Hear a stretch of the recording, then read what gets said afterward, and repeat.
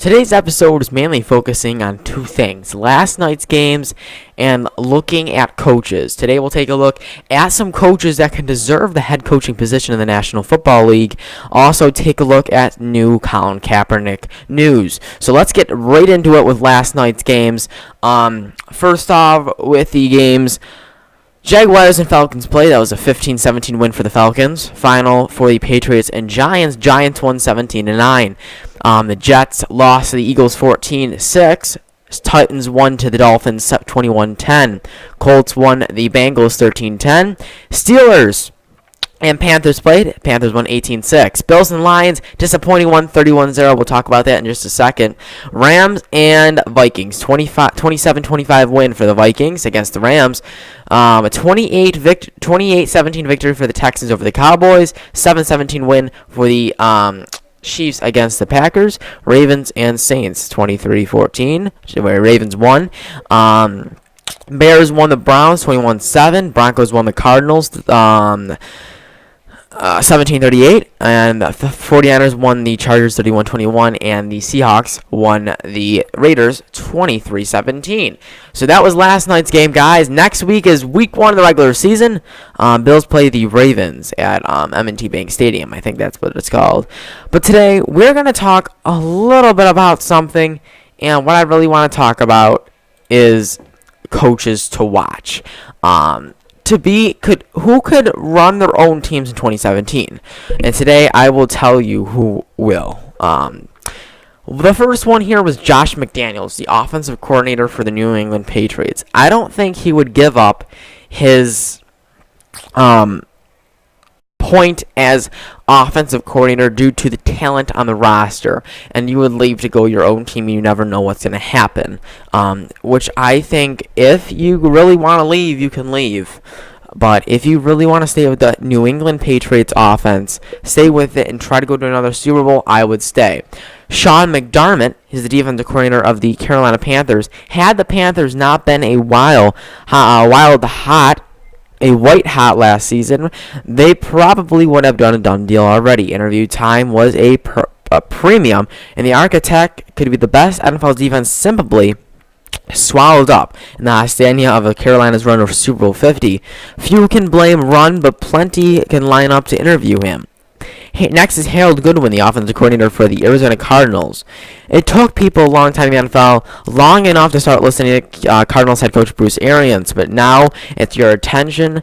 He is not letting go. The considering of the buzz surrounding Goodwin doesn't believe it doesn't have an agent and deflects off the spotlight, but Arians already taking steps to ensure all eyes are up for that talented coordinator. Both those offenses and defenses have beautiful people on those players, which I think they should stay like that. It all depends on what's going to happen, seriously. Here is if it all goes well. Coordinators who, with continued success, will have heavy favors for interviews. Kyle Shanahan, offensive coordinator for the Atlanta Falcons. Sometimes in an owner's decision, making positions may be a knee-jerk as fans would fill their stadium. Shanahan has managed to install an eye-opening offense with the three different previous locations, but a cold streak can end 2015 season with a curbed chances of making an impression. The Falcons' run made it to the playoffs. Shanahan, who could find himself running his own team. Paul Governor, defensive coordinator for the Bengals. While the Bengals have not yet won a playoff game in 14 years under Marvin Lewis, his coaching tree is rising for the super assistant eyebrows. Former offensive coordinator Hugh Jackson is already installing a sweeping culture change in Cleveland, while the succeeding man in Cincinnati, Jay Gruden, led Washington to the AFC East title last season, while former defensive coordinator Mike Zimmer has in a game-changing Minnesota, winning 11 games his second year for the helm. Guthner, who will be been with Cincinnati since 2005, will be interviewed at head coaching vacancies in the past, who have plenty of eyes on him, as long as the Bengals don't turn on to a solid defensive front in 2016, which I can pretty much see that happening. A man that we've seen a lot was Terrell Austin, who's the defensive coordinator for the Detroit Lions. Austin was everywhere last offseason, riding the carousel through almost all the big openings without winding up back in Detroit. Of those 4 interviews taken in early 2016, he could felt those landed 2 jobs. If Detroit's defense settles down, taking steps with Nahamana Shu in 2015 with more of those chances. Matt Patricia, defensive coordinator of the New England Patriots. He's been at the Patriots a long time. He's won those 4 Super Bowls, and I don't know if he would leave. Let's read it. The fear of overhiring Bill Belichick disciplines and dying down, which is why Patricia was last rounds last year and landed an interview with the Cleveland Browns. The word can commonly hear as association of Patricia a brilliant when it comes to the defensive C's calls. Edgar Bennett, offensive coordinator for the Green Bay Packers. Those concerned with an offensive coordinator in Green Bay, Mike McCarthy calls the plays. With keeping an eye on the fast-rising coach Ben McAdoo, longtime McCarthy assistant who came to the Giants offensive coordinator in 2014, pretty much a coaching candidate, motivator, CEO, then coordinator, which can find himself in an interview crisis throughout the National Football League. If Green Bay has a big year, you could pretty much say he would stay. Names that can be trendy and hurry. Anthony Lynn, assistant head coach and running game coordinator. He is not the assistant head coach, Rob Ryan is, and running game coordinator for the Buffalo Bills. Lynn has been ahead of the learning curves in the offensive sensitivity in the few years now, getting a chance to see his implements in Buffalo. But Buffalo's offense can take another step forward on the shoulders of quarterback Tyrod Taylor and running back LeSean McCoy. Lynn could find his name in the mix. Lynn previously interviewed with gigs in Miami, Jacksonville, and San Francisco, and more. Now, if it really, really goes well, Frank Wright, former Buffalo Bills quarterback and offensive coordinator of the Philadelphia Eagles, him and defensive coordinator Jim Schwartz, former Buffalo Bills defensive coordinator, could pretty much get those jobs. Crazily looking at, okay, maybe. Mike Smith, who's defensive coordinator for the Buccaneers, longtime Falcons head coach from 2008 to 14, after going 66-14 from 2008 to 2014, he could land that job if he has the right men. Pretty much that's it. If he has the right man, he can have his own job there. So you can see all those coaches coming there, but now let's take a look at the Buffalo Bills last game. Now my Buffalo Bills, they had a game last night. I watched pretty much all the game, and it was disappointing a little bit to see what we did. Rex Ryan was impressed with a couple of guys, but by Friday, having a 53-man roster by Saturday, that's all.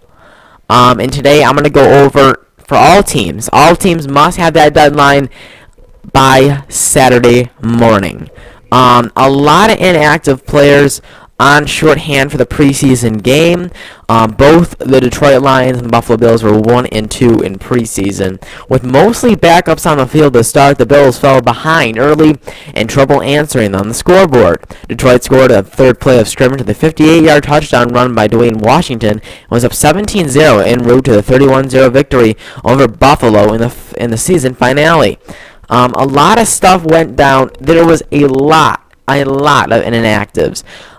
Greg Salas saw work on the punt return. He had 3 fair catches. Offensive line Marquise Lucas, who was just signed, suffers an ankle injury in the first play of the third quarter. Glenn Gronkowski turned in some strong performances, but men have lined up a steel block for Boom Herron and rip up a 17-yard run in the middle. Tight end Blake Annan suffers a neck injury in the fourth quarter, and tight end Nick O'Leary put together a productive game leading in the offense with 6 catches and 63 yards. Now, if you want to take a second, I will read you the inactives for the game. Quarterback Tyrod Taylor, Robert Woods, Sammy Watkins, Corey Graham, Nikel Roby-Coleman, Reggie Bush, Aaron Williams, Stephon Gilmore, LeSean McCoy, Ronald Darby, Mike Gillislee, Jonathan Williams, Jerome Felton, Brandon Spikes, Preston Brown, Zach Brown, Jerry Hughes, Lorenzo Alexander, Richie Incognito, Eric Wood, John Miller, Cordy Glenn, Jonathan Mills, Charles Clay, Marquise Goodwin, Kyle Williams, Corbin Bryant, and Marcel Darius. Did you hear all that? Okay. The Bills will travel to Baltimore to open the 2016 season against the Ravens on September 11th at 1 p.m. It was a pretty decent game for the Buffalo Bills. They could have really, really done a lot better, but with Lorante McCray, and they did actually pretty well. Now we're pretty much just going to talk a little bit about some rosters and just talking about headlines so far. This year, I will say this, and you will see it in videos coming in January. This is the year for the Buffalo Bills. This year, their 17-year playoff drought will end. We have the manpower. And now the Buffalo Bills will go into the playoffs, and I think will end at 11-5 and get kicked out in the second or first round of the playoffs. That is my opinion, not everyone's, just saying. But the 16-year playoff drought will end. Now it comes to the harder part. By 4 p.m. tomorrow, rosters must be trimmed from 75 to 53 to start the week 1 of the season. I am not going to give my opinion. I really don't know what it is now. I gave my Buffalo Bills opinion. And once Saturday comes at 4 p.m., I will have a live stream. And on that live stream, I will go over and watch the trackers, where that has. I'm looking on here. James Wilder Jr. has been released. Also, tackle Chris Martin's agent just tweeted out that he is being released. That is coming out from Tom Martin. If you're a Buffalo Bills fan, make sure to follow him. He's News 4 sports reporter. So with those two guys released, also the Ravens worked out Devin Hester today. A lot of stuff that surprises that you will see. Pretty much coming on. So make sure you follow me on Twitter. It is below to find out everything that goes on here. But thank you guys for watching this episode. I will hopefully see you guys tomorrow for a 4 p.m. live stream. Thanks for watching.